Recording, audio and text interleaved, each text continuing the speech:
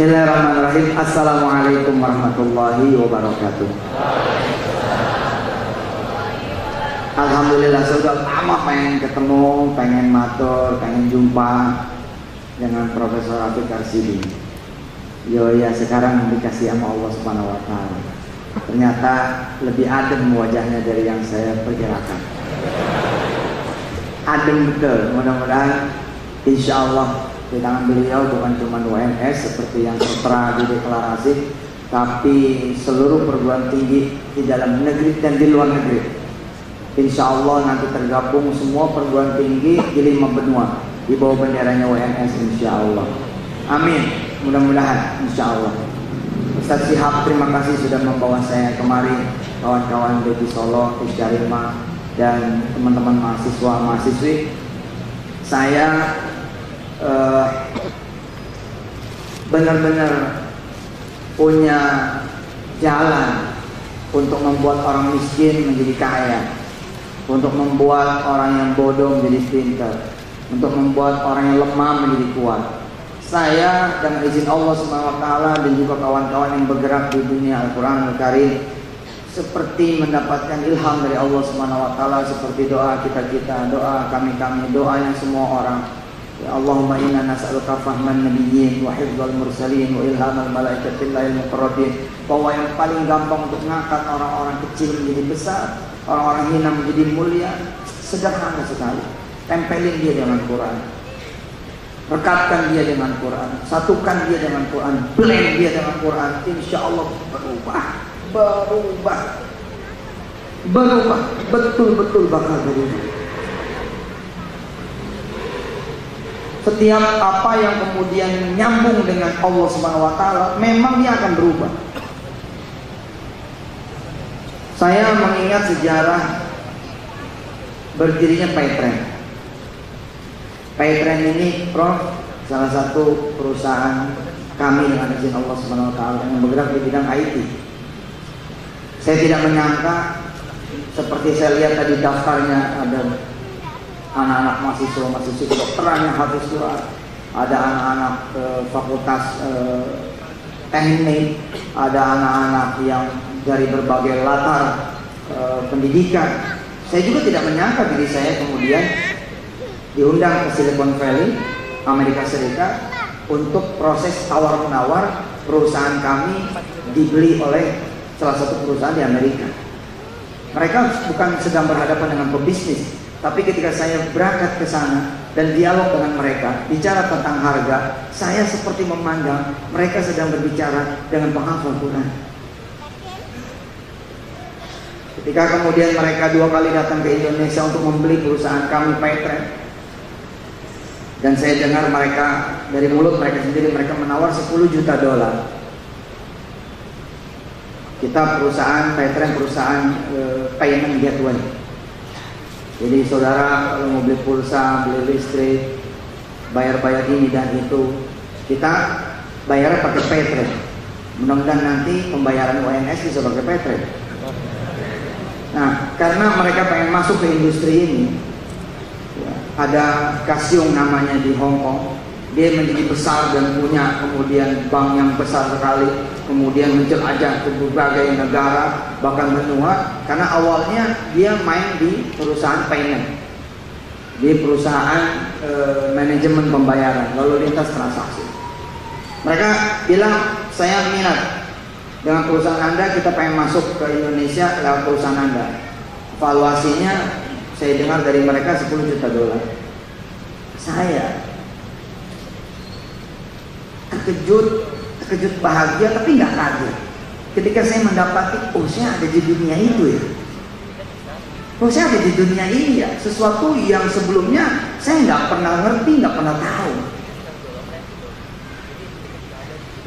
Saya tidak seperti saudara-saudara semua yang kuliah di dunia IT, benar-benar kuliah, kemudian berangkat dari karyawan biasa, kemudian tembus jadi manajer, jadi GM, jadi direktur, kemudian berangkat lagi mendirikan perusahaan IT. Enggak, saya berangkat dari Al-Fatihah, kemudian Al-Baqarah, kemudian Ali Imran, terus jalan sampai kemudian ketemu juz 29, juz 30, berangkat terus Al-Hakumut, naik terus sampai kemudian An-Nas. Enggak, saya tidak dari awalnya manusia biasa, saya berangkat dari Quran. Gila kan? Maka ketika kemudian saya menginjakkan kaki di bandara New York, John F. Kennedy di Amerika Serikat, saya seperti sedang membawa berita gembira buat para penghafal Quran. We are here. Kita ada di sini. Karena sebagai seorang penghafal Quran, ada muruah, ada izzah. Saya ketika datang ke Silicon Valley, pertanyaan saya begini: apa ada perusahaan di sini yang bisa saya beli? Pertanyaannya saya rubah. Pertanyaannya bukan jadi nggak nih, jadi nggak dibayar nih. Enggak, pertanyaan saya ketika ke Silicon Valley, saya bilang, ada nggak perusahaan di sini yang bisa saya beli? Kenapa? Karena saya pengen mereka tahu sedang berbicara dengan seorang penghafal Quran.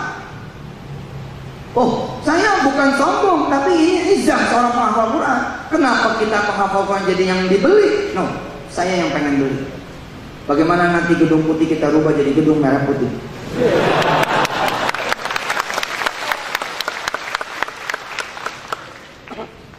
Saya melihat iklan, ngenes, hati saya ngenes.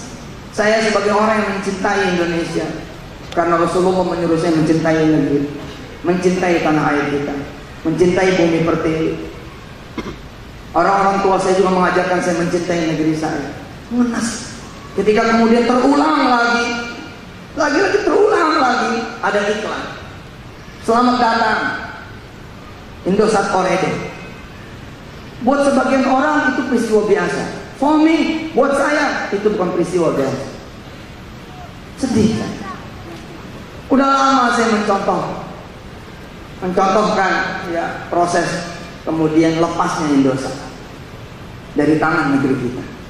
Bagaimana Indosat yang saat dijual punya pelanggan 40 juta orang, kok bisa dilepas 13 triliun? Dan dilepasnya kepada perusahaan di negara asing. Padahal andai saja para pembesar kita menganut ekonomi kerakyatan, menganut ekonomi aslinya orang Indonesia, ekonomi gotong royong, patungan, Indonesia berjamaah, nggak bakal hilang Indosat. 13 triliun tawarkanlah ke 40 juta pelanggan.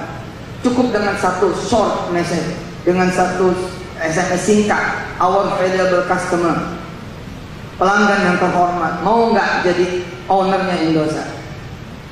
Kita butuh 13 triliun bagi 40 juta, kita bagi 3 tahun 36 bulan, ternyata cuma 9.000 perak, 9.027 perak.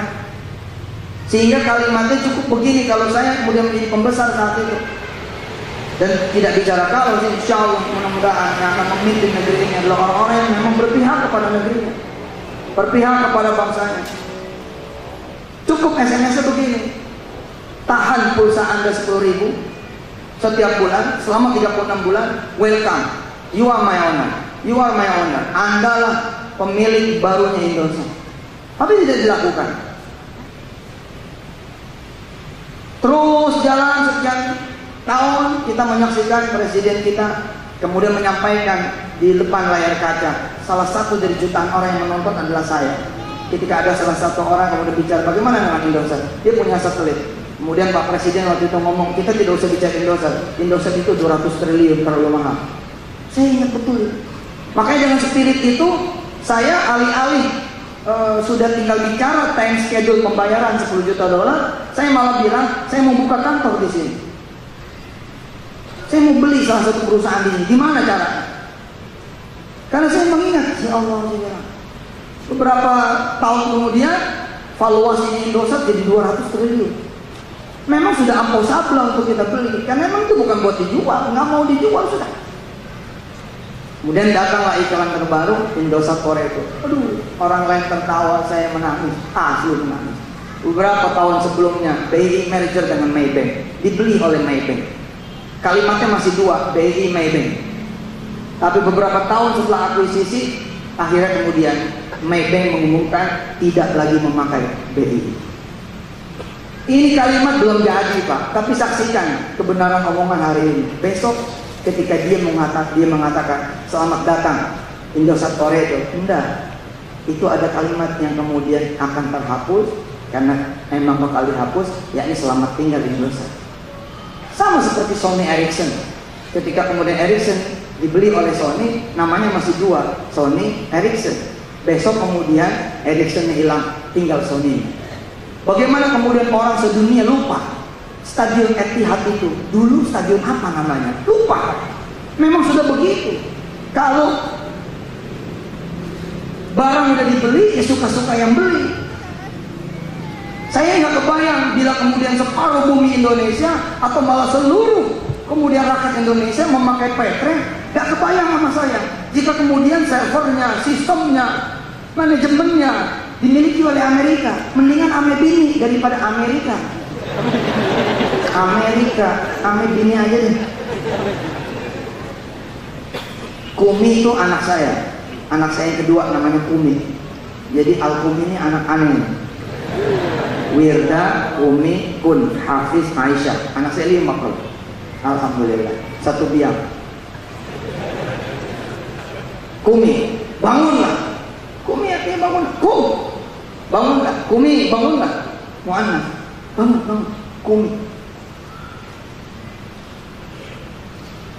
Bagaimana kemudian kita melihat di waktu yang akan datang tinggal koredo. Saya mikir, oh kita dari dulu belajarnya mewarnai, bukan diwarnai, betul tidak? Ahlul Quran besok harus mewarnai, bukan diwarnai. Maka saya datang. Terus kata dia begini, kata orang-orang Amerika ini, no, we back to subject dulu. Kita balik ke subjek materi obrolan kita. Bagaimana tentang proses akuisisi? Saya bilang, enggak lah. Kita akan bicara kalau penawaran Anda 1 billion, saya bilang, 1 billion. Jadi kalau penawarannya itu 1 billion, 1 miliar dolar, baru saya bicara, baru kita bicara. Apa kata bulenya? Oh nggak bisa. Anda baru 700.000 pengguna. Baru 700.000 pengguna. Kalau mau bicara 1 billion, Anda harus punya 10 juta pengguna. Oh, saya bilang kalau 10 juta pengguna, 10 billion. Betul, karena Al-Quran mengajarkan kepada saya, antumul a'launa. Ente lebih tinggi, jangan mau dibeli, harus ente yang beli. Besok kita ke Singapura, kemudian kita rubah namanya menjadi Singaparna. Perusahaan kita dibeli-beli melulu. Besok ya tugas kemudian Ahlul Quran adalah membuyback juga Indonesia. Sebagaimana kemudian juga membuyback akidah-akidah yang tergagal. Tidak cuma berhenti pada episode kita menghafalkan Al-Quran, tapi bagaimana kemudian Al-Quran membuat sebuah bangsa yang kecil, sebuah kaum yang dianggap amal lalat pun lebih gede lalat, yakni Nabi Allah dan para sahabatnya saat itu. Tapi ketika dikirim oleh Allah Al-Quranul Karim, tadi Ustaz Syihab di mana itu Masjid Agung Karanganyar bercerita, sekumpulan kecil sahabat, 12 orang, 3 orang pakai sendal, yang lainnya nyeker, bisa menguasai 5 benua, bisa sampai ke negeri Cina. Karena Al-Quranul Karim, dan itu betul. Itu betul.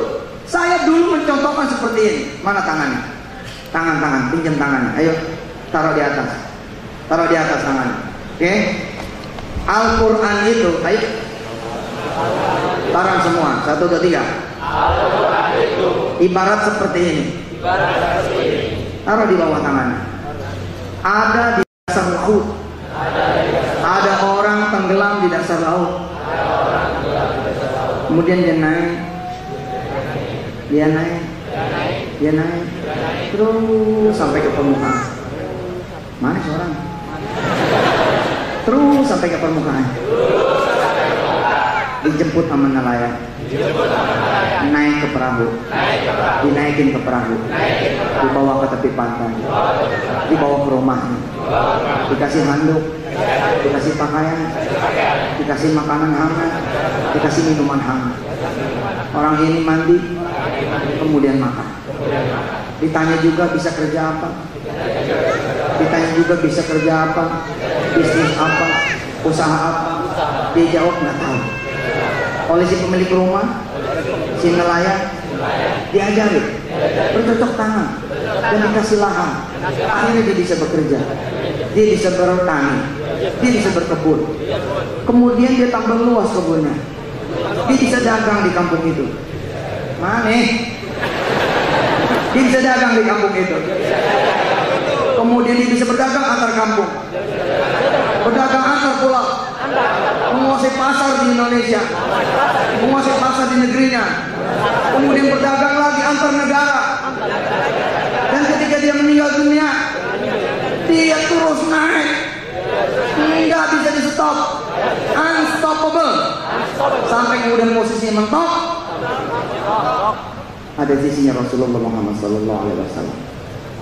Dulu saya tidak membayangkan kalau contoh itu terjadi sama saya. Kan tadi ada ceritanya. Mula-mula dagang dulu di kampungnya, kemudian bisa berdagang antar kampung. Itu seni, gak nyangka. Ketika saya mulai bercerita sampai bisa berdagang antar kota, mulai nyampe. Tapi ketika saya kemudian bilang, coba nih gua naikin nih. Kita kemudian orang ini berdagang antar negara, bisa. Tapi saya yakin karena redaksi hadisnya seperti itu. Kalau kita udah nempel sama Quran, maka kita akan diangkat terus dan tidak pernah berhenti, bahkan ketika kita wafat dan nanti kelak dibangkitkan. Iqra wartaq. Baca kata Allah, silakan baca. Kamu naik sendiri. Nanti tempat akhirmu, akhir dari manzilatak nanti adalah dari akhir ayat yang takra'uha, dari ayat yang kalian itu nanti baca. Bayangkan bila kemudian kita menyelesaikan 30 juz, Allah tempat kita bersama para nabi dan rasul, lalu kita bisa berduduk, bisa bercakap-cakap, bisa melihat Nabi Muhammad SAW. Episode yang kemudian menjadi episode menyenangkan buat para orang tua adalah ketika anak-anaknya dibawa sama orang tua menemui saya. Ustadz, anak saya hafal waqiah loh. Terus saya tersenyum, oh ya? Hafal waqiah? Iya. Ayo deh, baca deh. Terus saya juga mau persilakan. Silakan deh, baca. A'udzubillahi minasyaitonirrajim. Anak itu baca, yang menangis ayah ibunya. Sambil megang Samsung sama iPhone. Bismillahirrahmanirrahim. Saya duduk di situ di depan anak ini. Idza waqa'atil waqi'atu laysa liwaqa'atiha kadhibah. Ayah ibunya kemudian bleber matanya. Sambil megang dia punya jajan, sambil dia mengusap air matanya. Ya Allah, anak saya membaca di depan Ustaz Yusuf Mansur. Saya pun senang melihat dua insan ini senang, melihat kemudian ayah dan ibu ini senang, melihat anak yang membaca depan saya. Saya kemudian usap palanya dan saya beri dia hadiah. Saya membayangkan besok saya begitu di depan Rasulullah Muhammad SAW. Jibril mengantar saya ke depan Nabi Allah Muhammad SAW. Jibril juga mengantar Prophet Rafiq Karsidi ke depan Nabi Allah Muhammad SAW. Jibril memberi salam. Ya Rasulullah, salam alaikum. Wahai Rasulullah, salam sejahtera untukmu. Ini Prof Rafiq Karsidi, kenalin. Rasulullah bilang, udah kenal. Jibril bingung, emang pernah di UNS? Betul, saya membayangkan itu. Puncaknya adalah di mana kemudian orang tua saya ada di samping saya, dan itu yang membuat saya bilang sama santri-santri saya, sampai mati kita harus jaga hafalan Quran kita, sampai kemudian kita betul-betul bukan cuma sekedar pernah ngafal, tapi kita diwafatkan sebagai orang-orang yang memang menghafalkan Al-Quran. Kenapa? Karena momen itu yang paling saya tunggu, di mana Rasulullah kemudian bilang, silakan Yusuf Mansur baca ayat itu sebagaimana dulu Allah menurunkan kepada Jibril dan Jibril menurunkan kepada saya. Lalu saya membaca depan Nabi Muhammad SAW, kemudian Nabi bilang, coba mari kita sama-sama baca di hadapan Allah Subhanahu Wa Taala. Oh, itu yang membuat saya nggak berhenti. Dan saya pengennya tidak sendiri, saya ngajak yang lain. Saya bilang sama Nabi Allah Muhammad, ya Nabi, itu di belakang ada teman-teman dari Al-Qumi, pengen setoran sama engkau ya. Satu-satu pada maju, kita berdua, kita bertiga, kita berempat, kita berlima, kita bersepuluh di organisasi ini, di kampus ini bersama wakil-wakil dari rektor-rektor yang lain. menyaksikan anak-anak kita terus berganti Allah. Quran Pak, nggak nyangka. Kemudian saya bisa berdagang. Pertama dagang Malaysia, masuk Malaysia, masuk Singapura, kemudian masuk di negara-negara Asia. Kita terbang ke Hong Kong. Biasanya kita masuk Cina ke Indonesia, saya malah masuk dari Indonesia ke Cina. Saya dari dulu bilang saya demen nih sama si Elon Musk. Demen nih saya sama si Elon Musk. Dari dulu saya bilang, oke, no problem, saya Muslim, dia bukan Muslim, tapi saya mencintai dia, saya menyukai dia karena spiritnya.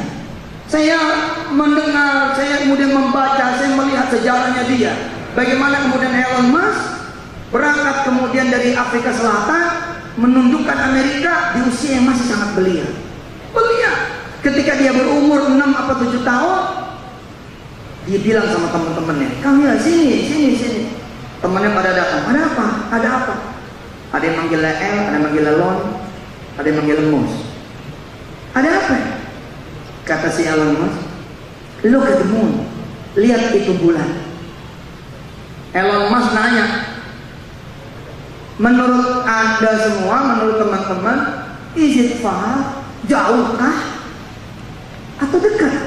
Teman-temannya bilang, it's far away, jauh banget. Terus si Elon Musk umur 6-7 tahun bilang begini, no, it's close. Enggak, deket banget. Look, dia bilang, lihat, see, I can catch the moon. Saya bisa nangkep bulan. Dia giniin tuh tangannya. Terus bulan diginiin, nah, dapat dia. Teman-temannya bilang, itu mah gue juga bisa. Tapi Elon Musk bilang, I will go to the moon. Saya akan pergi ke bulan. Dan di kemudian hari dia membangun Express. Dia orang pertama sipil bukan NASA yang kemudian memberangkatkan sepasang pengantin menikah di luar angkasa. Dia punya PayPal. Wah, karena itu saya bilang, saya punya PayPal. PayPal kemudian menjadi salah satu alat pembayaran resmi Amerika. Seluruh daratan Amerika pakai PayPal. Dan dia tidak ada Quran. Jadi ketika saya datang ke Amerika, saya seperti dia. Elon Musk datang tidak dengan Quran, saya datang dengan Quran. Lalu apa yang kami lakukan? Kami berangkat kemudian ke Texas, kita beli tanah di situ dengan kaum muslimin di sana. 2,1 hektar kita beli di Texas. Texas, bukan di Tawamangu. Dan apa yang membuat saya bangga? Insya Allah tidak ada kesombongan dan saya bangunkan Anda semua. Saya bisa begitu bukan karena apa-apa. Saya memegang Quran, seperti doa kita semua. Allahumma arhamna bil Quran waj'alhu lana imaman wa nuran wa hudan wa rahmah. Allahumma dhakkirna minhu ma nusina wa 'allimna minhu ma jahilna warzuqna tilawatahu ana al-laili wa atrafan nahar waj'alhu lana hujjatan ya rabbal alamin. Kita minta sebagai rezeki kita semua. Salah satu puncak rezeki adalah kita diizinkan membaca Al-Quran pagi, siang, sore, dan malam. Itu rezeki paling gede lah bisa baca Al-Quran. Jadi saya mengingat nih diri saya Yusuf Mansur yang berterima kasih betul kepada Allah. Di saat saya di kamar penjara, di sel yang dingin, Allah gerakin tangan saya mengambil Quran. Tidak kebayang kalau Allah menggerakkan tangan saya bukan untuk Quran, nggak bakal saya berdiri di sini. Sejak itu saya berusaha mencintai Quran agar Quran mencintai saya. Ketika saya meniti karir sebagai tukang antar ayam potong ke rumah-rumah makan, saya membawa serta Al-Quran Karim. Mushaf tidak pernah saya tinggal. Hari ini memang saya sudah tidak lagi membawa Quran, karena alhamdulillah Al-Quran fi sudurina, Al-Quran sudah di hati, tinggal dikeluarin aja.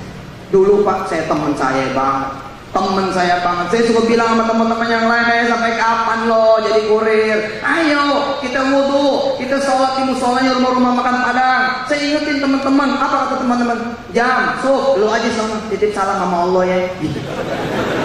Selalu memang omongan itu selalu kita dengar di episode apa aja kadang-kadang kita ngajak teman sholat, lu duluan deh salam ya, gitu. Sama saya begitu.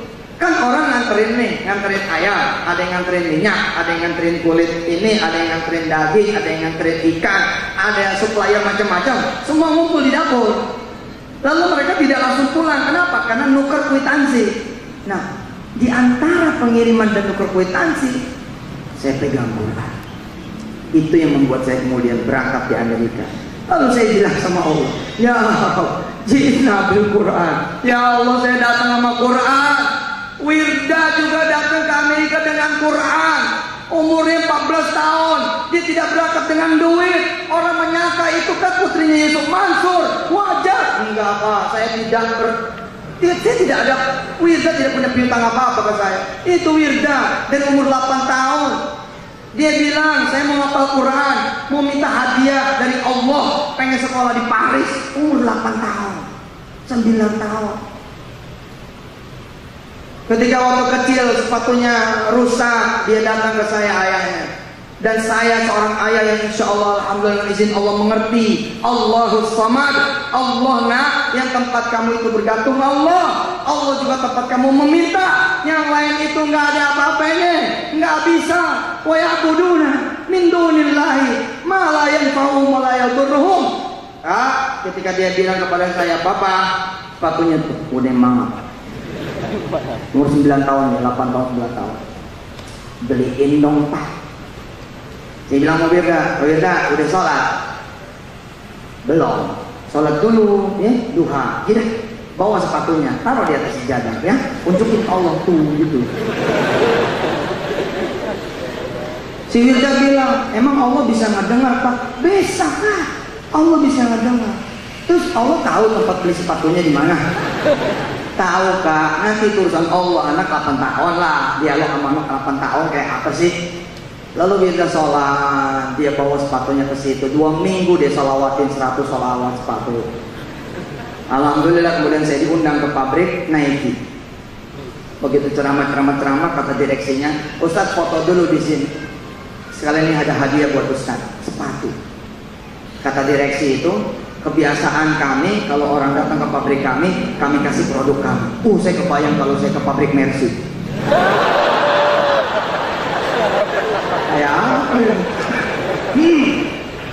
Tanpa kemudian ngelihat isi sepatunya, saya permisi pulang. Makasih ya. Terus sampai di mobil saya buka. Ternyata sepatunya warna merah. Warna merah. Nomornya 36. 34 atau 35 gitu. Kemudian saya ngomong Mas Ariman, Man, ini orang bener-bener nganggap gue kecil ya. Merah lagi sepatunya kayak perempuan gitu. Saya tidak mengingat permintaan Wirda, dan saya tidak tahu bahwa ini dikirim Allah buat Wirda.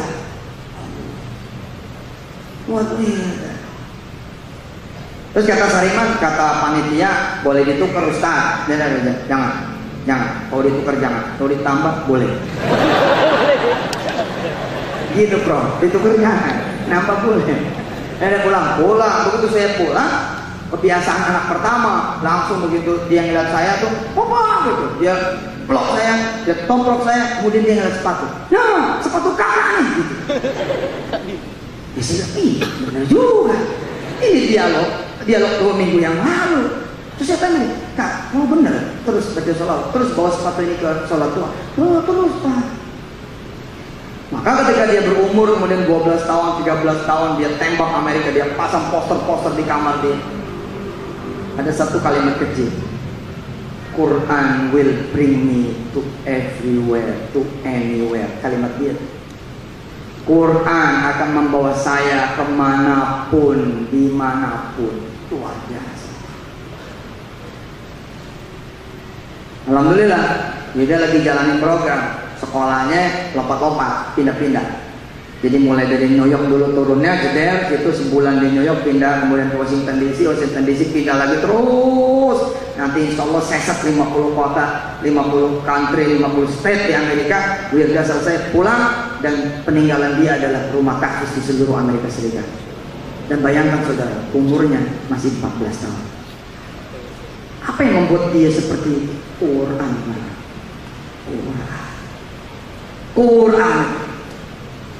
Quran, betul. Anda datang ke orang-orang yang miskin, ajarin dia Quran. Kalau nggak berubah, bohong, pasti berubah. Anda datang ke orang-orang yang sakit, ajarkan Quran kepada dia. Insya Allah penyakitnya lewat. Insya Allah. Ada seorang mahasiswa di ITB, Prof. Di Masjid Salman dia bercerita, Ustaz, saya alhamdulillah dulu pernah OD, hampir mati Ustaz. Tiba-tiba kemudian saya nangis melihat Quran. Di samping Quran ada Riyadhus Shalihin bercerita tentang surat Tabarok. Saya tuh nggak tahu gimana gemeter, saya ambil itu surat Tabarok, saya ambil Quran, saya buka surat Tabarok, kemudian saya ngaji sebisa-bisanya Ustaz alhamdulillah. Ya mungkin ini teori kedokteran sih, insya Allah ketemu aja jawabannya. Kan dia tidak lagi mikirin OD-nya, dia tidak lagi konsentrasi dan fokus pada penyakitnya, tapi dia bagaimana caranya dia bilang, saya pengen mati dalam posisi sudah selesai menghafal Tabarok. Kenapa? Saya nggak mau ditanya tentang dosa-dosa saya. Saya tidak mau kemudian disiksa atas dosa-dosa saya. Kalau kita ngapal Quran, surat Tabarok, insya Allah di dalam kubur nggak ada malaikat yang berani nanya, nggak ada yang berani mikir ini anak hafal Tabarok. Jangan main-main, jangan bercanda. Guru kami, guru saya dengan gurunya Ustaz Irhamuddin, gurunya Ustaz Syihabuddin, Dr. Aiman Suhaib, dia bercerita, ketika kemudian kita di dalam kubur nanti akan ada pemuda atau pemudi tergantung siapa yang meninggal dunia nanti mendatangi kita. Ada sosok manusia yang sangat rupawan atau sangat jelita mendatangi kita. Orang ini bertanya, sudah makan belum? Kita bingung, kok di kuburan ada yang naik nawarin makan? Udah minum belum?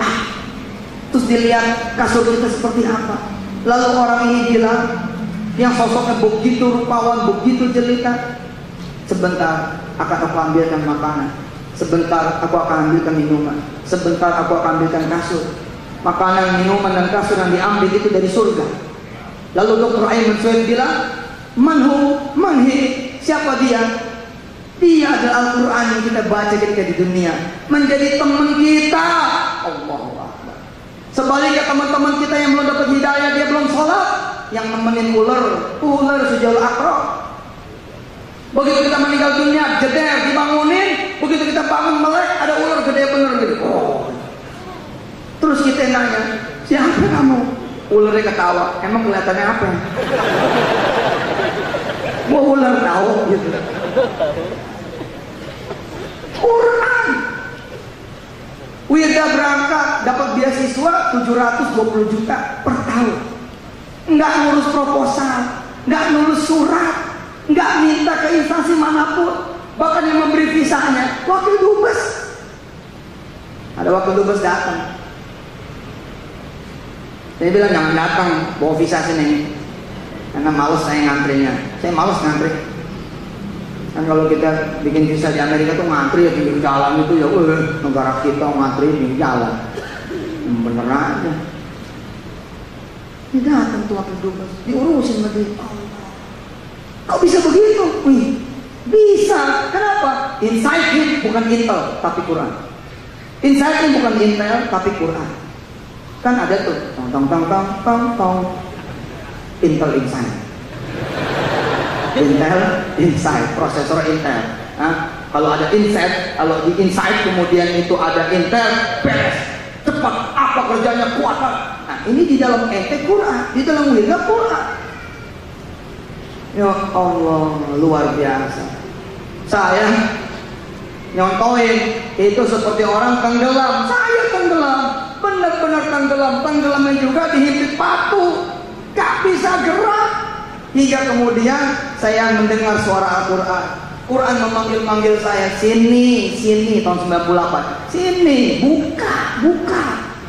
Itu betul itu, suara itu seperti manggil itu. Saya buka Quran, saya baca Fatihah, saya baca Alif Lam Mim, saya bilang kemana aja saya. Saya hafalin, dapat 4 juz, alhamdulillah. 98 saya keluar. Begitu keluar dari sel di penjara, saya ngomong sama ayah saya, ayah, alhamdulillah di dalam sempat hafal 2 bulan itu 4 juz. Ayah saya bilang, bagus, masuk aja lagi. Supaya 30 juz. 99 masuk lagi. Allah, di situ saya bilang, oke, I believe my destiny. Siap, saya bilang, saya mau percaya takdir saya. Bismillah. Jika takdir saya di Quran, ya Allah, uruslah urusanku. Kita tanda tangan tuh sama Allah. Take over problem. Saya ngurusin Quran aja, Allah yang ngurusin masalah saya. Alhamdulillah. 2006 masalah selesai. Dulu saya membayangkan ketika kemudian guru-guru mengajarkan kepada saya hari itu, bulan itu, tahun itu, dan tahun-tahun sebelumnya, saya konsentrasi betul ke hadis itu. Innallaha, sesungguhnya Allah, yarfa'u, akan mengangkat bihadzal kitab, dengan Quran ini, aqwaman, seorang, satu keluarga, satu kaum, satu bangsa, satu negara yang ngopeni Quran. Betul-betul terngiang, lagi betul-betul mempelajari, lagi terpesona. Kemudian ditambah lagi dengan kehadiran Abuna Ustaz Syihabuddin dari pesantren Isyarimah. Ketika dia sampaikan sambil makan semangka, yang disampaikan hadis yang memang saya sudah terpesona duluan. Saya bertanya kepada Allah, akankah ya Allah Engkau mengangkat Yusuf Mansur yang hina ini, yang penuh dengan dosa ini? Akankah Engkau mengangkat aku yang tidak punya masa depan ini dengan Quranmu? Aku nggak nyampe pikiranku ya Allah, tapi nggak usah aku pikirin, itu urusanmu ya Allah. Urusanku adalah ngopeni Quran. Betul-betul saya ngopeni Quran. Saya tanya nenek A, nenek B, nenek C. Saya tanya kakek A, kakek B, kakek C. Udah bisa baca Quran belum? Kalau belum, saya datang. Saya datang ke samping tempat tidurnya. Saya bacakan Quran kepada dia yang tidak saya kenal siapa dia. Pokoknya judulnya saya ngopeni Quran. Saya bilang kepada dunia, bila Anda bisa baca-baca, bila Anda bisa hafal-hafal, bila Anda tidak bisa baca belajar, kalau Anda bisa ngajar-ngajar, apa yang bisa Anda lakukan? Anda bisa beli Quran, belilah Quran dan bagikan. Anda bisa menyediakan kipas anginnya, Anda bisa pasang tikernya, apapun yang Anda lakukan buat Quran, sesungguhnya Anda sedang meninggikan derajat Anda sendiri. Saya membayangkan itu, bilang, kita kayak di bawah nih mah. Ini sekarang di bawah nih mah. Nanti naik, sampai kepada nanti orang ini kemudian bisa berdagang antar negara. Oh, tiba-tiba saya ada di situ, Pak. Subhanallah. Petren sekarang sudah live, sudah punya kantor di sana. Tapi saya nyeli markasnya bukan di Silicon Valley. Saya nyeli markasnya di Washington DC. Kita pakai virtual office. Nanti coming soon, insya Allah. Saya percaya banget. Bahkan kita mau beli itu namanya Real Madrid. Kita yang mau beli Real Madrid, kita mau beli, kita mau rubah jadi Real Masjid.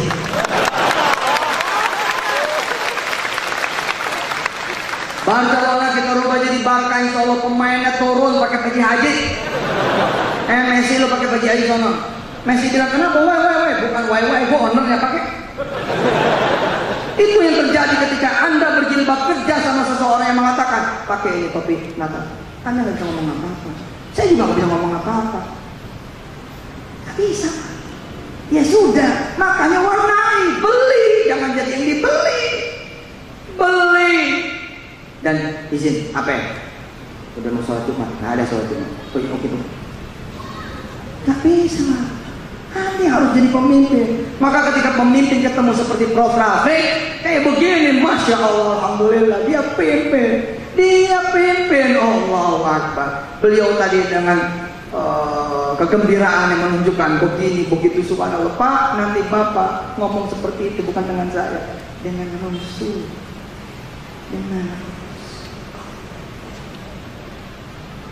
bawa tukang fotonya sekalian. Jibril di tengah-tengah itu, ngomong, ya Rasul lapor begini, masa saya begini. Ini periode saya 2015. Nah, ini posisi saya ketika jadi Menteri Pendidikan di kabinetnya Yusuf Mansur. Ini tidak saya yang jadi Menteri Pendidikan. Lapor. Saya tuh ya kalau menjaga semangat menjaga ritme emosi, ke situ lari. Contoh, ini jam berapa sekarang ini? Jam 10.44, 45. Zuhur jam berapa? Setengah 12. Nggak ada acara lain setelah saya ini? Nggak ada. Berarti kita sampai asar. Saya membayangkan begini di urusan sholawat. Saya membayangkan begini. Perhatikan. Ada orang ucap salam kepada saya. Ustaz, kata asisten saya, kata orang dekat saya, kata family saya, Ustaz, ada salam. Dari siapa? Dari Pak Parmin. Nama Pak Parmin mulai nih, ada di telinga saya. Pak Parmin. Pak Parmin mana? Solo. Oh ya, salam balik. Nih salah satu yang membuat saya mencintai sholawat. Pokoknya kalau nggak Quran itu sholawat, nggak Quran itu sholawat, nggak Quran itu sholawat. Nih kayak begini. Jadi bawahnya saya pandangin sampai ke nanti negeri akhir. Teman saya, asisten saya, orang dekat saya, keluarga saya datang lagi. Ustaz, ada salam lagi. Dari siapa? Pak Parmin. Parmin mana? Yang Solo. Udah mulai kan ada namanya. Iya, yang Solo. Salam balik ya. Dia lala Pak, tiap malam Jumat kirim salam tuh sama saya. Parmin. Setahun penuh nama itu akrab sama saya. Parmin. Itu asisten saya baru ngomong, Ustaz Parmin ya. Saking seringnya memberi salam kepada saya. Hingga kemudian ada hari pertemuan, ada hari gathering, ada event, ada majelis, di mana kemudian orang-orang dari berbagai Nusantara punya daerah datang ke majelis saya. Saat itu kemudian teman saya, asisten saya, sekretaris saya, orang dekat saya, keluarga saya mengatakan begini, Ustaz, Pak Parmin ada di sini. Apakah saya sebagai orang yang menerima salam terus dari dia tidak begini nih posisi? Mana? Di mana Parmin? Ada di mana? Mana ya? Oh, di belakang. Pak Ustaz, kita turun. Saya turun ke bawah. Bang, seru sampai ke posisi tiang. Kemudian saya jemput dia. Assalamualaikum Pak Parmin. Wah, Ustaz. Pak, kita ke panggung. Sini aja. Udah ya panggung. Saya kemudian muliakan beliau karena sering ngasih salam. Apalagi salamnya nggak kosong. Apalagi salamnya tidak salam kosong. Contoh, Pak Ustaz hari pertama ada salam. Dari siapa? Dari Pak Parmin. Parmin mana? Solo. Pak salam balik buat beliau. Katanya juga buat istri Ustaz. Oh oke. Salam balik buat istri juga. Buat anak-anak Ustaz. Oh iya buat anaknya juga. Buat orang tua Ustaz. Ya buat orang tuanya dia. Buat semua jamaah Ustaz. Oke, buat semua teman-teman yang ini juga. Pak Ustaz, ini ada titipan 1 juta. Oh. Ditunggu salamnya lagi. Uang kosong aja saya jemput.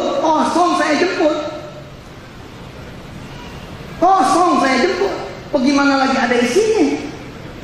Malam Jumat berikutnya datang lagi. Ustaz, salam dari Pak Parmin. Salam buat istri Ustaz, buat anak-anak Ustaz, buat jamaah Ustaz, sahabat-sahabat Ustaz semua. Saya bilang oke, sampaikan balik. Kemudian dia bilang, Ustaz, ini ada ikan asin dari beliau. Malam Jumat berikutnya ada melon. Malam Jumat berikutnya ada semangka. Pokoknya ada kiriman terus dari dia. Maka Pak, saya yang akan mengatakan, Pak Parmin bakalan datang tidak? Nggak tahu Ustaz. Tanya dia. Saya yang nyuruh nanya dulu. Tanya sama dia. Siap Pak Ustaz.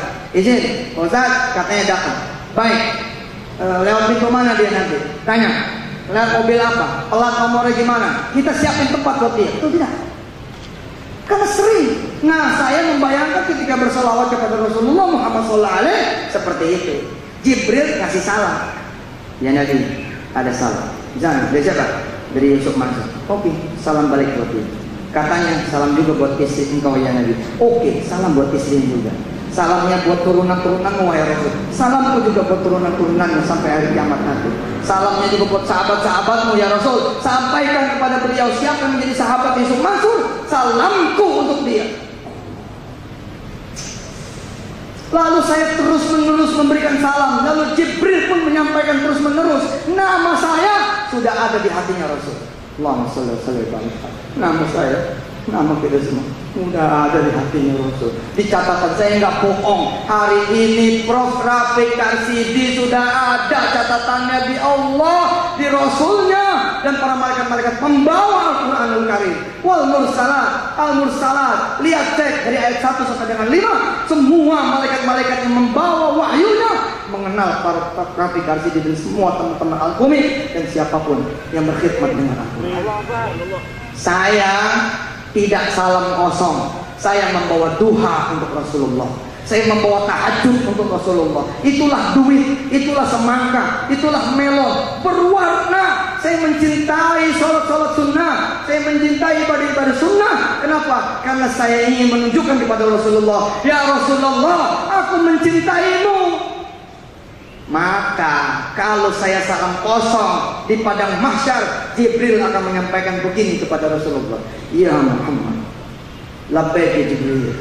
Masih ingat yang namanya Yusuf Mansur? Ingat ya Jibril, dia ada di sini dan lagi susah. Kira-kira Rasulullah yang sering mendengar salam dari saya, apakah akan membiarkan Parmin ada di luar bermandikan matahari sengatan? Apa nggak mungkin Pak. Saya akan jemput. Begitu juga Allah menyuruh Rasulnya, ya Muhammad, orang yang senantiasa memberi salam kepadamu ada di sini. Dia membutuhkan syafaatmu. Jemput. Allah.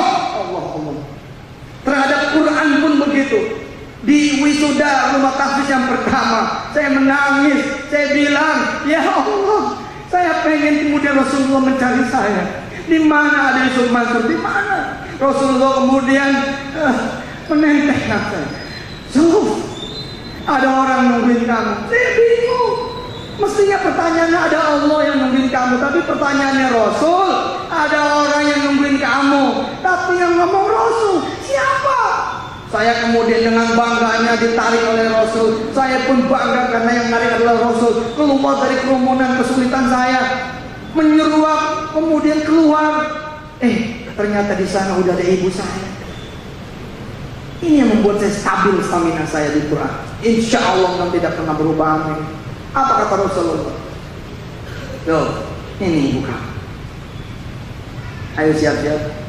Kita mau ada prosesi pemakaian mahkota untuk ibu kamu. Lihat di sampingnya siapa? Itu ayahku. Siap-siap. Hari itu saya kemudian membaca Al-Quranul Karim dari surah Al-Fatihah. A'udzu billahi minasyaitonir rajim. Ada Allah di sana, ada Muhammad sallallahu alaihi wasallam, ada Jibril alaihi wasallam, ada para nabi-nabi yang lain, dan ada orang tua saya. Di dunia seperti orang tua sepasang yang kemudian mengantarkan anaknya. Ustaz, anak saya apa lagi ya? Ayo nak baca dan Ustaz. Ini Pak, bayangin nih yang begini. Kalau cuma dunia sedang nodok, nggak ada keraguan. Ente mau apa? Ente mau S2, mau S3, mau di mana? Punya Allah. Apa kata guru saya Ustaz Shihab? Tinggal minta. Allah sudah menjamin dari Rasulnya.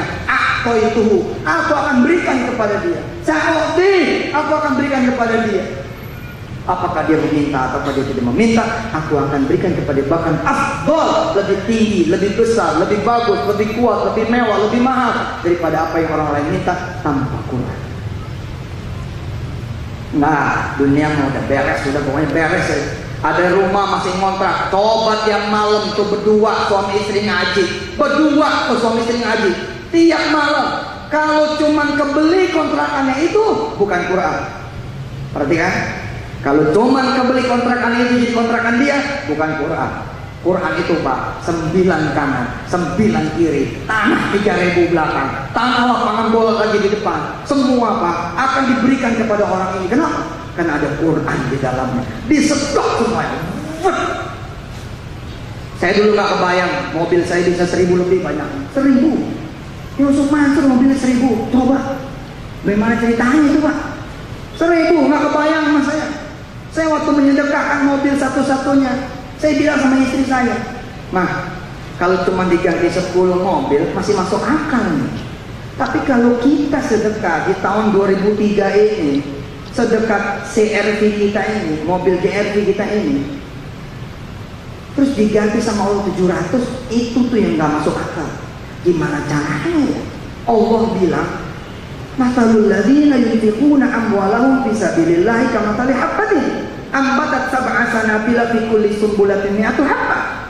Wallahu yudha'ifu liman yasha. Wallahu wasi'un alim." Saya bilang, "Bagaimana, Mah? Masuk akal nggak sih kalau Allah membayar 700 mobil buat kita?" Istri saya bilang, "Soal masuk akalnya emang bukan akal kita, Pak. Udah bismillah aja, nolin aja, injak, pong, injak pong." Hari ini saya mendapati, saya waktu itu ngukur begini, Pak. Kan saya pernah jadi office boy itu di Toyota Renata. Jadi tugas saya satu tim ngebersihin 180 mobil tiap pagi. Dan saya itu sukanya, "Woi, lu tuh ya udah jadi orang kecil, mulut lu diem aja. Jangan, lu sambil sholawat, lu sambil istighfar, sambil kemudian berzikir, sambil baca Quran." Teman-teman gosok-gosok aja gitu loh. Nggak apa, malah ada yang nyanyi segala. Mau ngapain nyanyi? Saya kalau ke pintu tol lewat, ada orang yang kemudian sambalado. Ya aduh. Lu nggak berubah. Saya bilang, "Lu pakai Quran biar berubah." Saya pakai Quran. Orang-orang bilang, "Jangan mah, si Yusuf mah nggak di mana ngaji mulu." Tapi itu dia. Ketika kemudian bersentuhan sama Quran, tidak keluar dari Quran. Saya berdiri di sini dengan izin Allah Subhanahu Wa Taala. Ayo, saudara-saudara semua. Quran isinya nggak ada yang bohong, benar semua. Ketika Quran bilang aku akan ganti 700 kali atau lebih, kami nggak sanggup. Waktu itu saya begini, Pak Ade, Pak Selamat dan kawan-kawan dari wisata hati dari Quran, Prof. Rafiq Arsidi. Oh gini kali ya, Mah.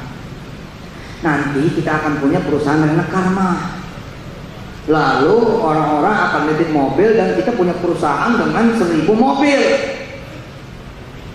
Saya mencoba memprediksi my future. Jadi dengan sedekah satu mungkin jadi 700 dengan cara seperti itu.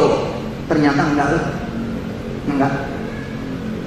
Allah tidak memberi saya Renakar yang kemudian mobilnya seperti Toyota Renakar. Saat itu ada 4.000. Pada saat saya kerja di sana 4.000 mobil. Auto 2.000 satu. Kemudian hari saya jadi ustaz. Terus lama-lama alhamdulillah saya baru menyadari, satu Indonesia ini 560 kota dan kabupaten. Di tiap kota ada mobil yang menjemput saya. Luar biasa. Dan yang datangnya Pak 6 mobil, 7 mobil. Kalau nggak di stop itu yang nganter yang jemput, mungkin sekampung pada pengen jemput.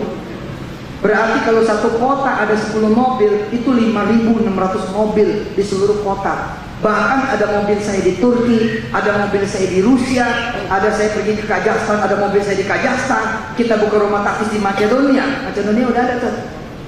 Itu kota apel kayak Malang. Allah, itu indah bener Macedonia.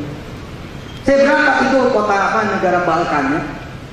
Di sana juga ada jemputan saya.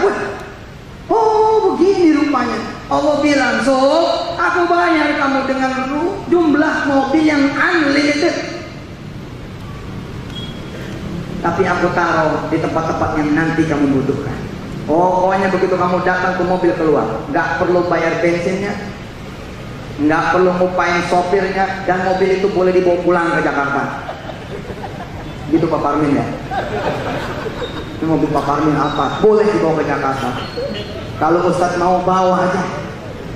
Loh itu yang terjadi, betul. Kalau saya jadi Ustadz yang sewenang-wenang, mana ada jemaah yang menolak. Kalau saya bilang sama Pak Parmin saya minta ya apa, nggak mungkin nggak dikasih, nggak mungkin. Yang nggak ngasih kan bininya. Ustadz nih. Allah yang punya semuanya, betul. Gak kebayang ke saya. Maka kalau Anda ini orang yang tidak bisa bayaran SPP, lalu kemudian saudara ngapalin Quran dan bisa bayar, belum Quran itu mah, belum Quran, mana ada istimewanya? Nggak istimewa. Yang istimewa mah di kemudian hari Anda punya sendiri universitasnya dengan nama Anda sendiri. Itu yang luar biasa. Tukang nasi goreng sambil kemudian dia masak nasi goreng, sambil dia ngaji ayat apa yang dia hafalin. Besok dia akan punya 100 cabang nasi goreng. Mas Jody dan Mbak Anik warung steak and shake. Ya. Bagaimana kemudian sebelum dia kenal Quran, berapa jumlah cabangnya? 20 kan. Begitu kenal Quran, ada 150 outlet. Baik itu warung steak and shake-nya, kemudian bebek selamat dan yang nggak selamat. Ada bebek selamat, ada bebek yang nggak selamat. Ya, terus ada iPhone, ada yang lain. Apa kata Mas Jody sama saya? Sekarang saya udah tahu cara gampang ngembangin Quran, gitu katanya. Gimana caranya? Asal mau. Terus saya sekarang udah tahu juga caranya ngembangin usaha. Gimana caranya? Ngembangin Quran. Jadi kalau ditanya sama Mas Jody, Mas Jody, apa kiat-kiat Anda ngembangin Quran?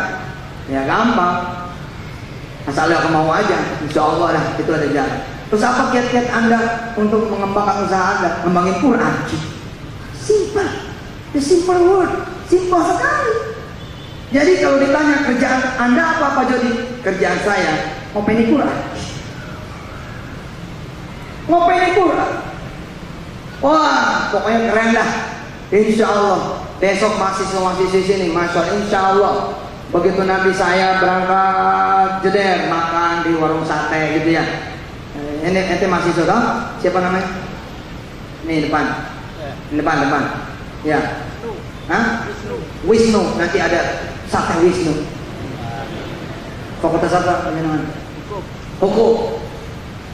Anak fakultas hukum buka sate Wisnu. Nanti ada tuh sate Wisnu. Saya datang ke situ sama Ustaz Siham, sama Ustaz Irham, sama adik-adik, sama teman-teman, sama Prof. Gitu datang keluar dari situ.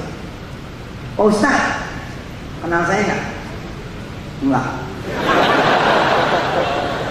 Siapa? WNS. Wah, ini punya ente. Iya Pak Ustaz. Ini cabang yang ke-78 Pak Ustaz. Satu cabang berapa omsetnya? Ya antara 30-40. Untungnya berapa? Ya bersih-bersih 15 lah. 2% dah. Berarti bersih 3 juta. 4 juta. Berapa tadi cabang? 78. Wow.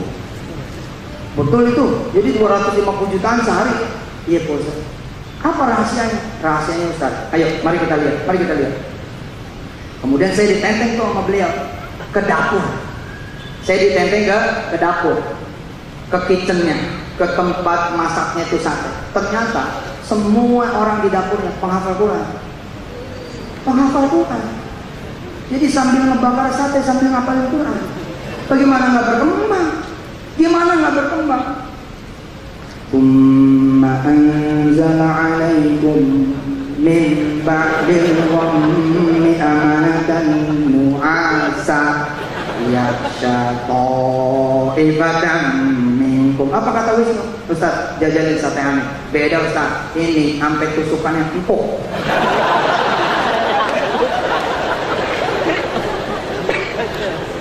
Udah benar, udah betul. Quran itu betul. Yang penting jangan kemudian membelakangi Quran. Jangan sampai kemudian meninggalkan Quran. Ustaz, apa?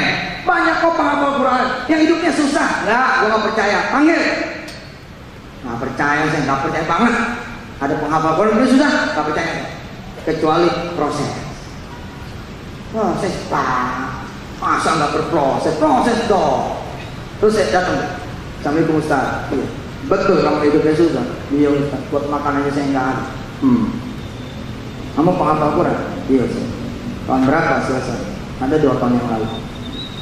Semalam sholat malam? Enggak. Iya bukan. Ya bukan Pak. Ya bukan lah. Prestasi namanya.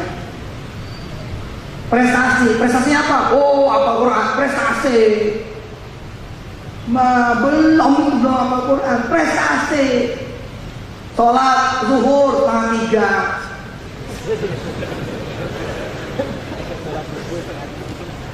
Saya datang sama Agim ke satu masjid, mau sholat asar tepat waktu. Begitu datang kecewa kami berdua. Orang sudah berjamaah, aduh, udah tahiyat akhir.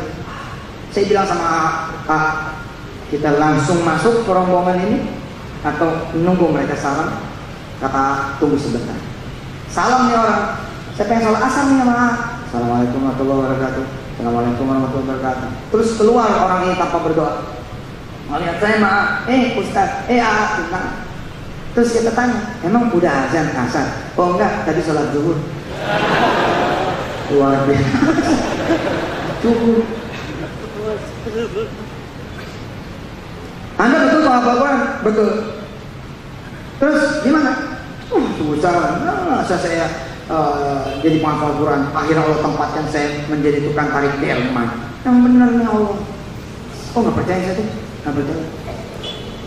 Udah berapa lama jadi tukang tarik delman? 7 tahun. Terus kalau berjamaah enggak? Gimana?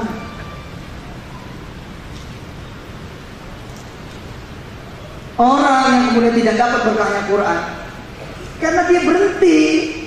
Jangan berhenti. Ketika narik delman, ya sambil ngaji Quran gitu loh.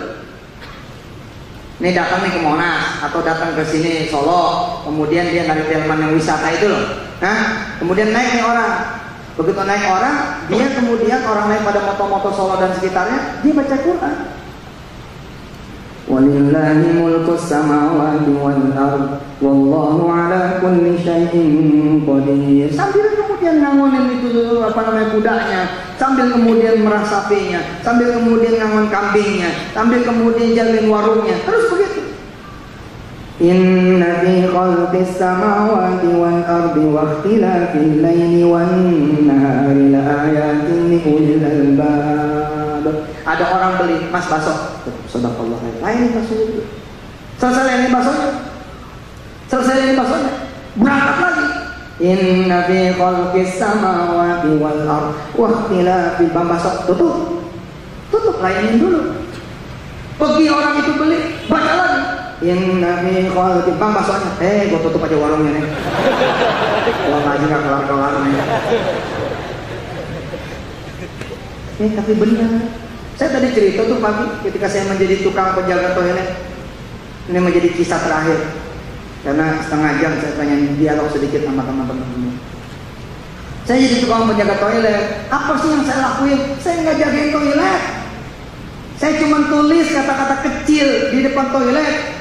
Kencing sendiri, bayar sendiri. Beol sendiri, bayar sendiri. Saya nungguinnya di mana? Di musola terminal kayak gitu. Saya ngaji aja. Saya ngaji aja di situ. Ya lihatin depan. Amazing. Sampai saya dapat hadiah waktu itu jam tangan seharga 1,5 juta tahun 99. Ya, jam tangan seharga 1,5 juta buat menjaga toilet tuh keren banget. Kenapa? Karena yang punya toiletnya bingung. Orang lain jagain 70.000. Ini ada orang nggak jagain 400.000. Oke, Quran luar biasa. Subhanallah. Lihat ya tadi indeks prestasi yang ditunjukkan sama Prof. Rafiq Arsidi. Waduh, ada yang 3,73. Allah, ada yang 4,3.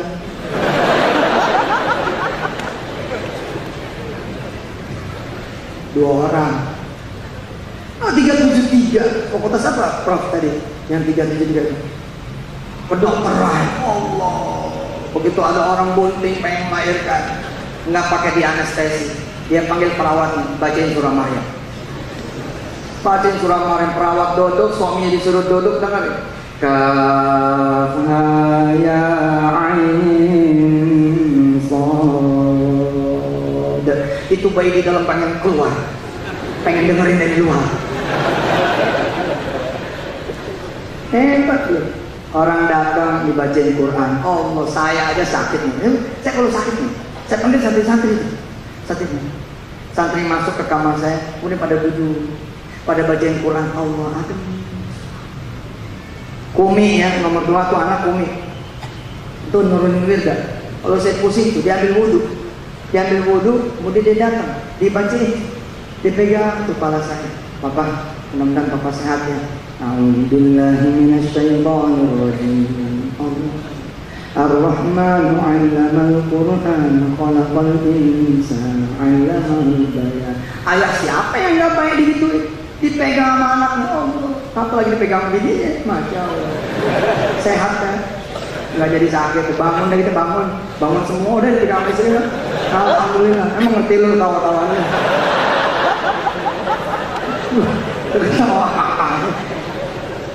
Pengen jodoh, udah, apa ini Quran, nanti jodoh dihadirkan oleh Allah. Nggak perlu nulis-nulis di jilbab, call me please. Nggak perlu. Tolong telepon saya, ngapain? Ntar Allah yang pilihkan. Allah, insya Allah ada laki-laki yang tersembunyi pandangannya dari pandangan orang lain, yang tersembunyi tangannya tidak pernah memegang tangan orang lain. Dia yang akan diperkenalkan Allah kepada anda para bidadari surga. Nanti ketika kemudian menikah, niatkan untuk menjadi sepasang suami istri yang kemudian memiliki anak-anak penghafal Quran sebelum usia 7 tahun. Keren, keren. Insya Allah, mudah-mudahan keren. Yang laki-laki juga begitu. Dah, insya Allah lah. Bahkan saudara bisa kok beroperasi ya. Saudara cari saudara-saudara yang susah, itu saya lakukan.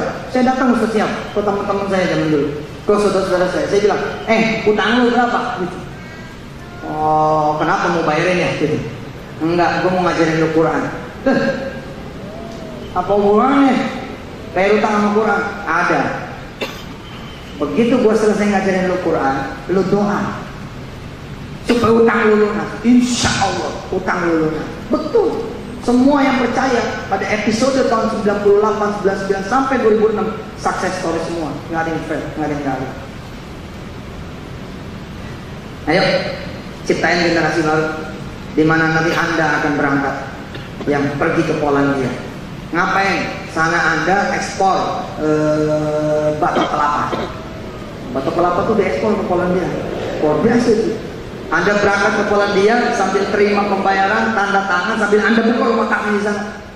Anda berangkat ke Belanda, Anda nanti S3 di Jerman barangkali, Anda nanti S2 barangkali di Belgia atau di Norwegia atau ada yang kemudian keliling Eropa. Setiap jejak kamu melangkah dimanapun, Anda buka perusahaan, di mana di perusahaan itu Anda bilang, kalian hafalin Quran 1 hari 1 ayat. Mudah-mudahan suatu saat saya diundang oleh Anda semua meresmikan gedung bikinan Anda. Anda membuat gedung, 4.000 karyawan Anda duduk khataman Quran. Lalu saya dengan Prof. Karsidi datang, Prof. Rafiq datang. Ini katanya hafal khataman Quran. Kok nggak pada megang Quran? Gitu. Ini ada alumni UNS nih, dan alumni kemudian PTN yang bergabung di Alkumi. 1 orang bikin gedung 30 lantai. Agenda pembukaannya hari Senin. Salah satu agendanya khataman Quran. Datang misalnya dengan Prof. Karsidi sebagai alma mater saya kan pernah di UNS nih sekarang, berarti kan alma mater nih. Saya diundang, kita bingung Prof, kok katanya khataman Quran ya? Tapi kok nggak pada megang Quran ya? Quran mana? Dengan bangganya jebolan UNS, anggota dari Alkumi mengatakan 4.000 karyawan kami semuanya 30 juz. Nggak perlu hataman Quran pakai buka Quran, pun 30 juz. Begitu jam 12 siang tidak ada hidangan apapun, tidak ada makanan, tidak ada minuman. Saya nanya sama Prof. Karsidi, ini peresmian gedung kok nggak ada makanan? Iya, sebab kami semua berpuasa. Oh nasib. Datang ke perusahaan kayak begini. Keren kan, luar biasa. Besok insya Allah Anda akan saksikan 737-800 akan mendarat di Indonesia, dan pilot yang pertama kali menerbangkan adalah seorang hafizul Quran. Insya Allah jadi saya udah tawar, saya udah berangkat ke Boeing, Pak, saya ke Boeing. Saya mau ditanya, saya berangkat kan itu di sono Pak, layar 3, layar 4 orang Indonesia Pak, itu yang ngegedein Boeing orang Indonesia. Waduh, Indonesia Masya Allah hebat. Saya dikasih tuh tour VVIP. Saya ditanya sama bule-bulenya, ini orang yang mau beli pesawat. Oh, saya bilang no, I come here to buy your factory. Sembarangan aja pengen beli pesawat. Mau beli pabrik, lo tau nggak? Enggak, saya orangnya emang suka begitu. Demen aja begitu tuh. Jadi pesawat apa yang Anda mau beli? Enggak, saya mau beli pabriknya. Dia bilang, Amposat lah, nggak mungkin. Saya bilang, jangan bilang nggak mungkin, gua aduin mertuan gua lah. Pun payahkun, tau nggak lo? Tapi bule-bule itu bener. Saya itu, nggak usah ada tanya jawab lah ya, 15 menit lagi juga. Saya tuh pernah kan mau beli pesawat tuh dulu tuh ya, tahun berapa itu, potongan usaha. Kita bikin surat Pak ke Embraer. Embraer nolak. Pak Adit, Embraer nolak. Kata Embraer begini, emang siapa itu isu masuk gitu? Pengen beli pesawat segala gitu. Primair, saya lewat PT namanya Primair. Primair lapor ke saya, Pak Ustaz, Embraer nggak mau ngobrol sama kita. Kenapa? Karena Pak Ustaz tidak ada track record di industri pesawat terbang. Begini aja Pak Ustaz, Pak Ustaz masuk aja deh ke jajaran komisaris kami, gitu. Jadi Pak Ustaz masuk ke jajaran komisaris Primair, kemudian nanti kita bikin surat lagi ke sana bahwa Anda berbicara dengan komisaris kami. Saya bilang sama dia, nah, ini bukan cara gua. Udah, gua yang balas suratnya. Jadi dia pengen tahu dulu siapa saya. Suratnya saya balas Pak, tulisan tangan. If you wanna know about me, just googling. Saya bilang, itu bener itu, terjadi itu Pak. Saya bilang, kalau Anda pengen tahu siapa saya, Google aja, Yusuf Mansur, you will find out nanti, who is he, who is me. Saya bilang, siapa, who am I? Anda bakal tahu siapa saya. Udah buka. Di luar dugaan, bule-bulenya bilang, wow, amazing, he is famous. Baru tahu. Tadi nanya siapa lo katanya. Oh ini datang tuh bule-bule, dia bilang ayo kita makan malam di Hayat. Wah keren. Saya tuh Pak, saya Ustaz, kalau duduk kayak begitu tuh saya tidak memposisikan, demi Allah saya tidak memposisikan sebagai seorang pembisik. No, saya lagi memposisikan sebagai seorang penghafal Quran.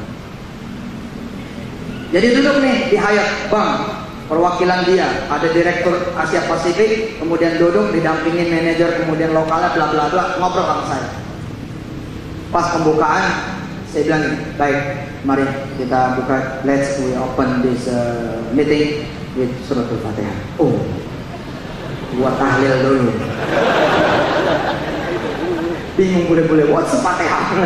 Gue gak mau tahu, gue kan meeting gue yang mimpin kan, gitu. Ingat ya, kita yang mimpin, jangan dipimpin. Hati-hati, jangan. Kita yang mimpin. Jadi kalau harus ada meeting, kita yang mimpin berbicara. Terus saya langsung memaparkan problem. Masih kan? Begitu saya ngomong, langsung saya paparkan problem. Saya bilang, bapak-bapak, makasih sudah mau makan malam dengan saya. Kita punya masalah. Boleh-boleh pada nampak orang tuh boleh. Apa? Problemnya apa? Ini yang bayar siapa sih? Ini mesti jelas dulu siapa yang bayar. Oke, only dia bilang, saya yang bayar. Oke, kita lanjut. Iyalah, gue gak ada duit. Yang bayar tau, kan yang punya kepentingan dia bukan gua. Enak aja gue yang bayar, kan dia punya kepentingan. Nah, kalau urusan bayar, kita dibayarin gak apa-apa.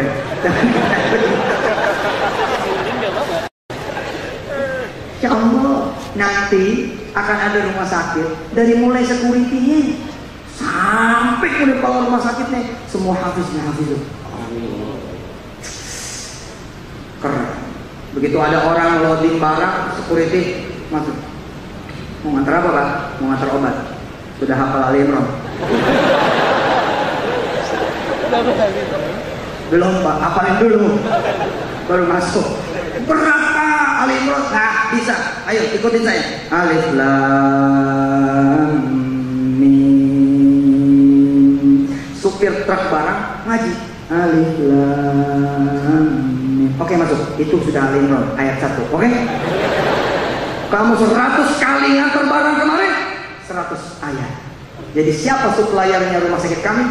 Adalah supplier yang hafiz Quran juga. Oh.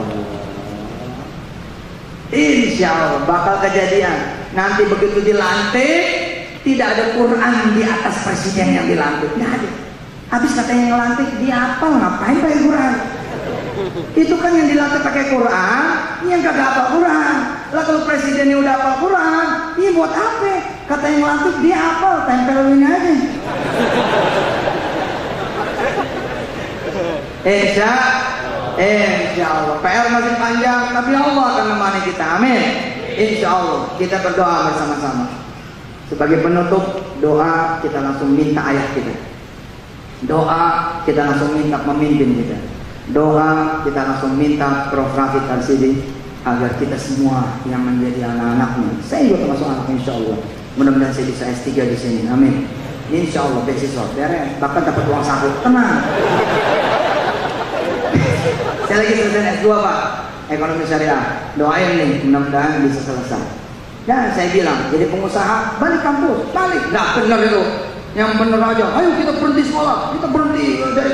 Gak benar menuntut ilmu tiba, ada kok nyuruh-nyuruh berhenti. Saya termasuk motivator yang tidak bersepakat agar Anda menjadi pengusaha lalu meninggalkan kampus. Enggak. Karena itu saya contohkan, ayo kuliah lagi, ayo belajar lagi, ayo kemudian S2, ayo S3. Kalau perlu sekarang S5 not sama S6Edge Samsung. Orang baru S3 itu S5.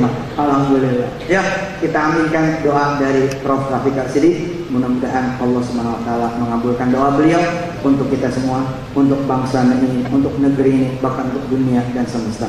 Kepada beliau saya persilakan, kami persilakan, saya cukupkan akhirul kalam. Hadanallahu wa iyyakum ajma'in. Assalamualaikum warahmatullahi wabarakatuh.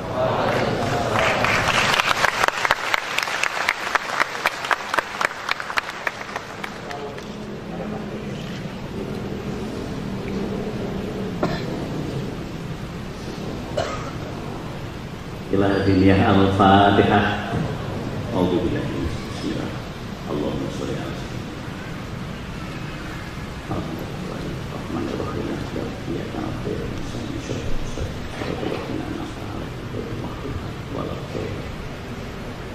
Allahumma sholli ala sayyidina Muhammad wa ala ali sayyidina Muhammad hamdan syakirin hamdan na'imin hamdan yu'afi wa yukafiru mayyidah Rabbana walakal hamdu wa jikal kadiri wa akimi sultanik Rabbana dolamna anfusana wa lam taghfir lana lanakunanna minal khosirin Rabbana firlana dunubana wa kafir anna sayyatina wa tawaffana ma'al abrar Rabbana a'inna bidzikra wa syukrika wa husni ibadatik Rabbi habli hukman wa ahdi bisolihin Rabbi habli minas solihin Rabbi habli minas solihin Rabbi habli minas solihin Rabbana atina min ladunka rahmatan wa hayyi' lana min amrina rasyada Rabbana atina fid dunya hasanah wa fil akhirati hasanah wa qina adzabannar ya Ghaffar ya rabbal alamin wa sallallahu ala sayyidina Muhammad wa ala alihi washabbihi wasallim subhana rabbika rabbil izzati amma yasifun wa salamun alal mursalin walhamdulillahi rabbil alamin.